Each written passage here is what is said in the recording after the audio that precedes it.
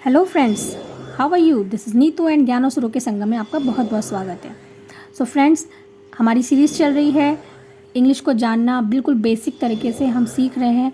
अभी तक मैं आपको 2 दिन डे 1 एंड डे 2 में अल्फ़ाबेट्स के बारे में, कैपिटल लेटर स्मॉल लेटर के बारे में और स्पेलिंग्स के बारे में, मीन्स 12 खड़ी के द्वारा हम किस तरह से इंग्लिश 12 खड़ी के द्वारा कैसे हम स्पेलिंग को बनाते हैं वो हम सीख चुके हैं।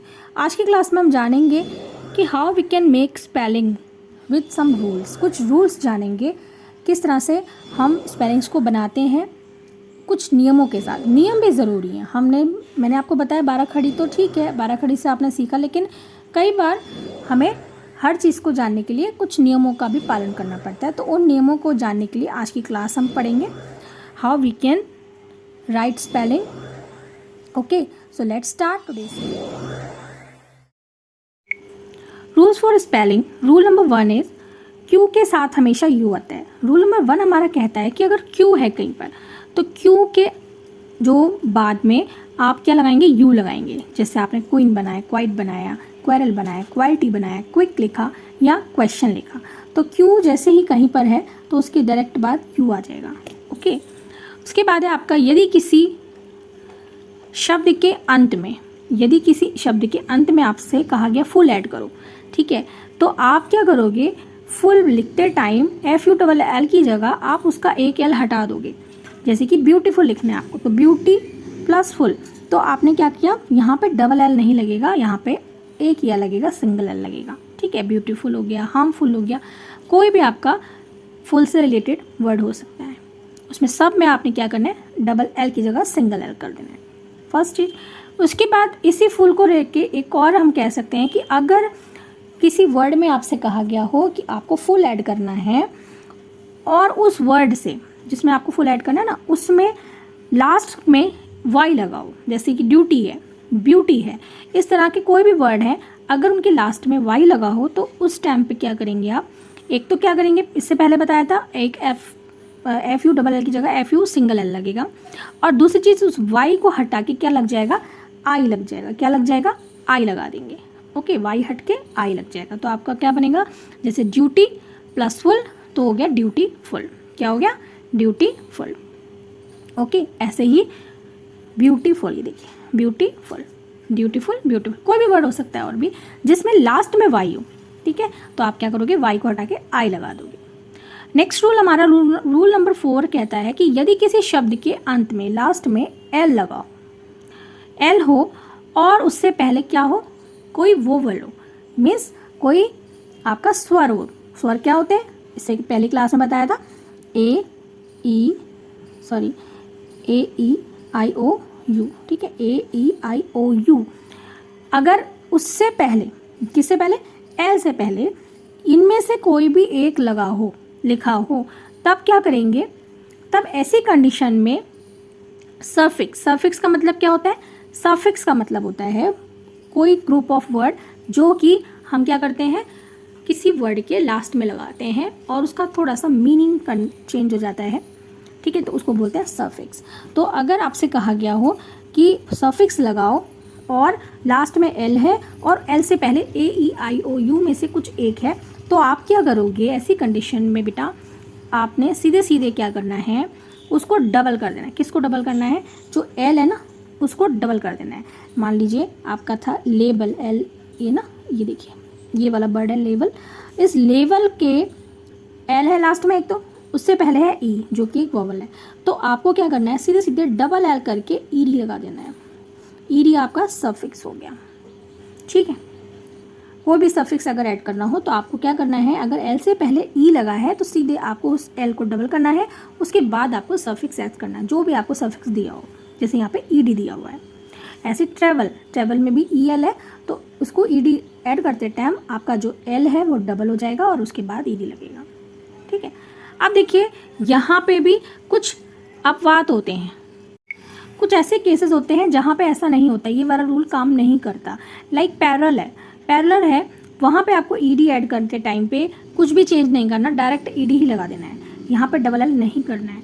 ऐसी लीगल है, लीगल में आपको ISE आपका सफिक्स है, ठीक है, तो आपको इससे पहले देखिए ए लगाया, इससे पहले ए लगाया, एल जो ए है वो भी आपका वोवल है, बट आपने यहाँ पे चेंज नहीं करा, तो यहाँ पे आपका सीधे सीधे सफिक्स ऐड कर दिया। ऐसे ही क्वेरल है, क्वेरल सम में आपने सीधे सीधे सम ऐड कर दिया, कुछ भी नया मतलब एल को हमने ऐड नहीं करा सफिक्स लगाते टाइम, ठीक है। तो ये कुछ एक्सेप्शनल केस होते हैं, कुछ बात होते हैं, वो हर रूल के साथ कहीं ना कहीं आपको मिलेंगे, ठीक है।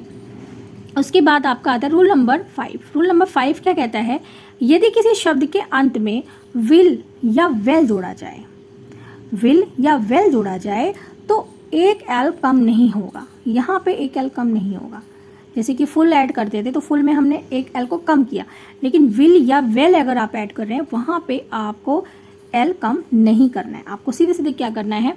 लाइक फेयरवेल है तो फेयरवेल का फेयर प्लस वेल, जिसमें आपने सीधे उठा के वेल लिख दिया, कुछ भी चेंज नहीं करा, प्लस हटाया और ये पूरा ऐसे ही लिख दिया। ऐसे गुडविल है, गुडविल भी आपने डायरेक्ट ऐसे ही लिख दिया, कुछ उसमें चेंजेस नहीं होगा। ओके, नेक्स्ट आपका रूल नंबर आता है 6। रूल नंबर 6 क्या कहता है, यदि किसी शब्द में आई या आई तथा ई को मिलाकर डबल ई की ध्वनि दे, यानी आई और ई जो है मिल करके बड़ी ई की साउंड दे रहा है, डबल ई की साउंड देगा, तो आप क्या करेंगे, पहले आई आएगा उसके बाद ई आएगा।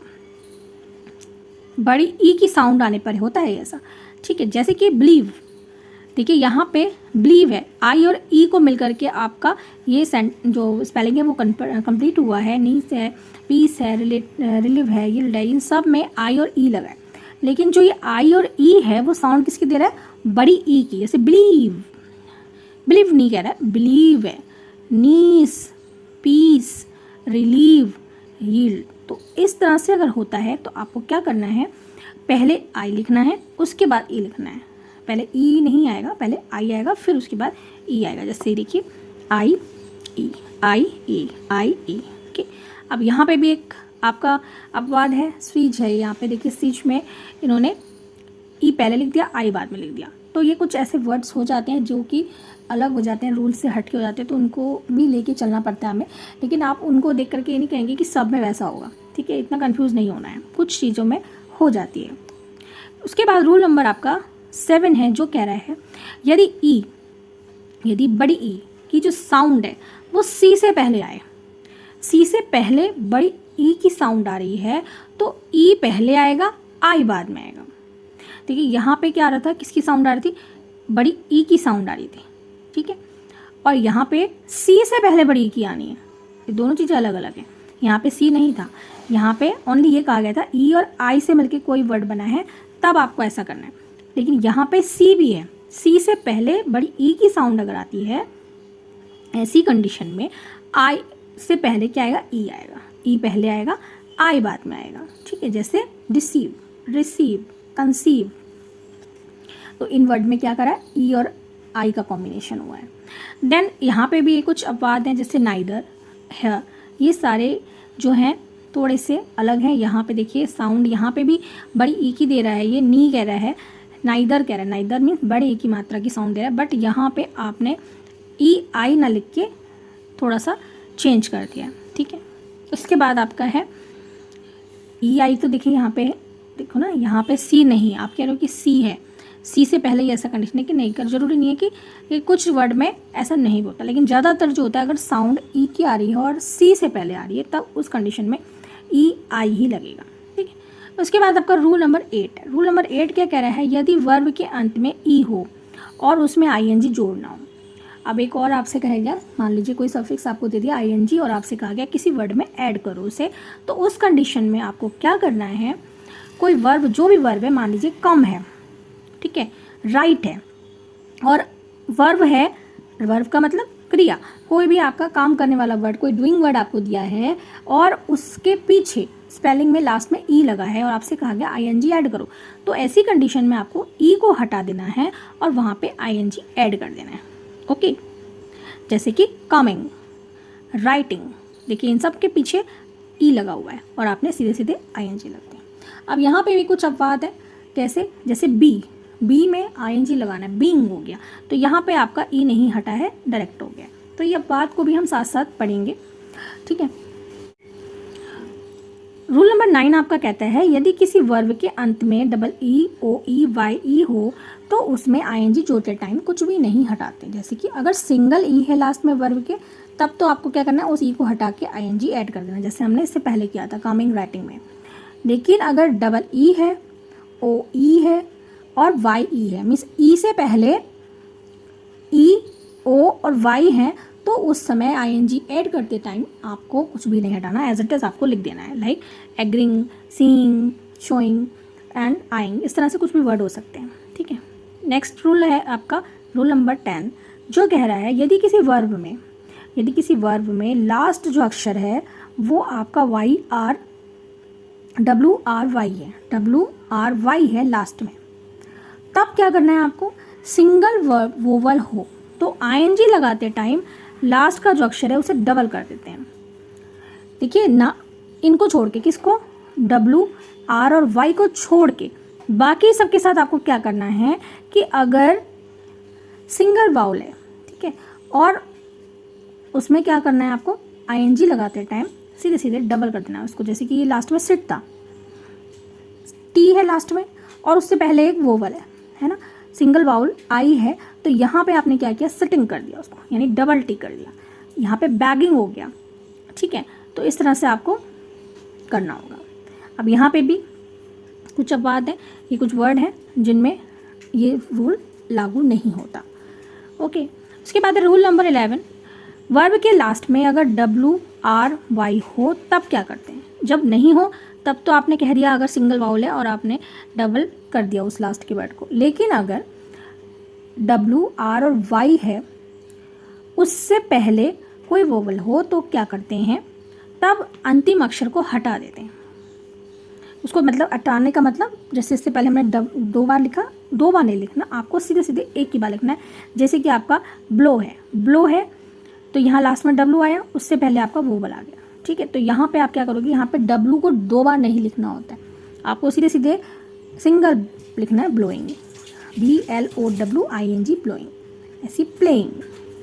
ठीक है, उसके बाद आपका आता है कि नेक्स्ट रूल नंबर 12, क्या कह रहा है ये, वर्ब के लास्ट में सी हो तो उसके साथ ईडी या आईएनजी जोड़ते समय के बढ़ा देते हैं। अब एक नई चीज़ आ गई, यहाँ पे क्या किया इन्होंने, के बढ़ा दिए। लास्ट में अगर सी है तो, जैसे फ्रॉलिक है तो यहाँ पे ईडी लगा दिया, मिमिक है तो यहाँ पे आईएनजी को ऐड करते टाइम के लगा दिया। मैंने सी तो रहेगा, उसके साथ में आपको के भी लगा देना है। ठीक है, इसके बाद आपका रूल नंबर 13 है, जो कहता है यदि किसी शब्द के अंत में ई हो तो उसके साथ एबल या एड या फिर इश लगाते समय ई को हटा के क्या करना होगा, इस तरह से बन जाएगा मूव एबल है तो मूव में आपने ई हटा दिया, एबल हो गया मूवेबल, विलेज, वट, तो इस तरह से आपका ये चेंजेस हो जाते हैं। ठीक है, मतलब लास्ट में अगर ई है और उसके साथ एबल लगाना है, एज लगाना है, इश लगाना है, तो आपको ई को हटा देना है। ठीक है, उसके बाद यहाँ पे भी कुछ अपवाद दे रखे हैं, देखिए करेज है, चेंज है, तो ये तो देखिए हर चीज़ के साथ मैंने आपको बताया अपवाद जरूर चलते रहते हैं। ठीक है, ये भी आपको लेके चलना पड़ेगा। उसके बाद है रूल नंबर 14, जिस नाउन के अंत में ओ लगाओ, अगर कोई नाउन है और उसके लास्ट में ओ है और उससे पहले कोई भी कॉन्सोनेंट हो तो प्लूरल बनाते टाइम यानी एक प्लूरल में एक से ज़्यादा अगर बनना है तो उस समय क्या करेंगे, मान लीजिए मैंगो है, एक मैंगो और एक से अधिक मैंगो, तो एक से अधिक आपके प्लूरल हो गए। ठीक है, सो फ्रेंड्स, आज हमने पढ़े कुछ रूल जो कि स्पेलिंग बनाने के लिए थे, किस तरह से हम स्पेलिंग्स को बना सकते हैं। पहले हमने लास्ट क्लास में जैसे पढ़ा था स्पेलिंग को जोड़ के अपने समझ के बनाने के लिए, उसके बाद अब कुछ इसमें वर्ड आपके ऐड किए जाते हैं, किस तरह से ऐड किए जाते हैं वो सब हमने जाना आज। होप आप लोग को समझ में आया होगा। तो मिलते हैं फिर नेक्स्ट वीडियो के साथ, इसी तरह से कुछ इंग्लिश के ईजी रूल्स लेकर के। तब तक के लिए bye bye and take care. Thanks for watching.